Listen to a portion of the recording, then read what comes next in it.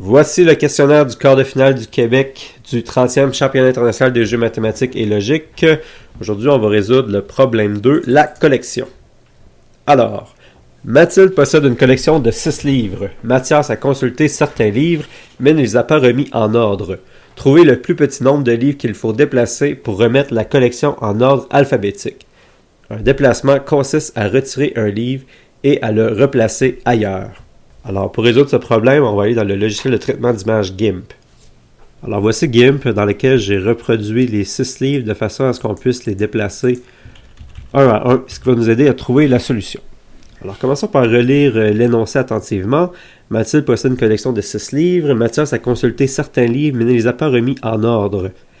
Trouvez le plus petit nombre de livres qu'il faut déplacer pour remettre la collection en ordre alphabétique. Donc, l'ordre remis par Mathias est A, D, F, E, B, C. Et nous, on voudrait les mettre dans l'ordre A, B, C, D, E, F. La dernière phrase est super importante. Un déplacement consiste à retirer un livre et à le replacer ailleurs. Entre autres, si je prends le livre A ici et que je le déplace vers sa gauche comme ça ne consiste pas à un déplacement. Ici, je n'ai pas retiré le livre et je ne l'ai pas replacé ailleurs, je l'ai juste décalé. Ce n'est pas un déplacement. Donc, sachant cela, on va essayer de procéder. Je propose de commencer à placer le livre B à la bonne place, donc à côté du livre A. Alors, on a maintenant un déplacement d'effectuer. Ensuite, je propose de déplacer le livre C entre les livres B et D.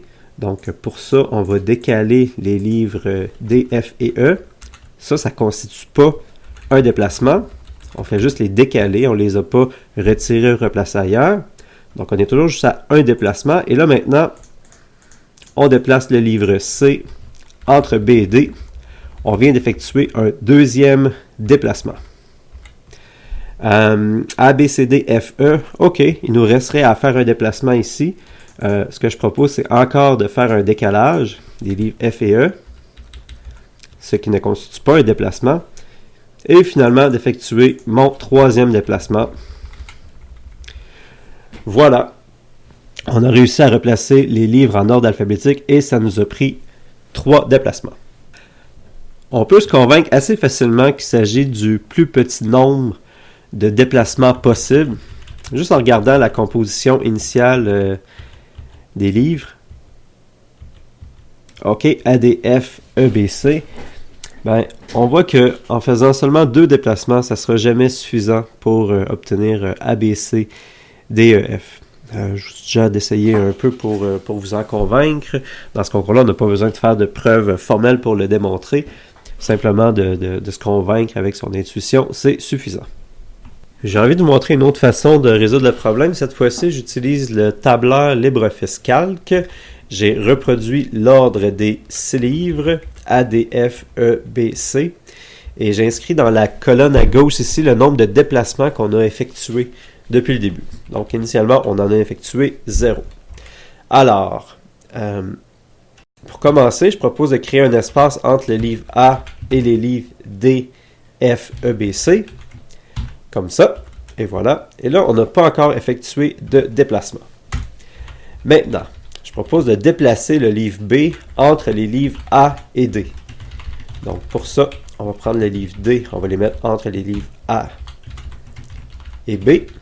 Les autres, ils restent exactement où ils étaient. Et là, on vient d'effectuer un déplacement, en l'occurrence, le livre B qu'on a déplacé.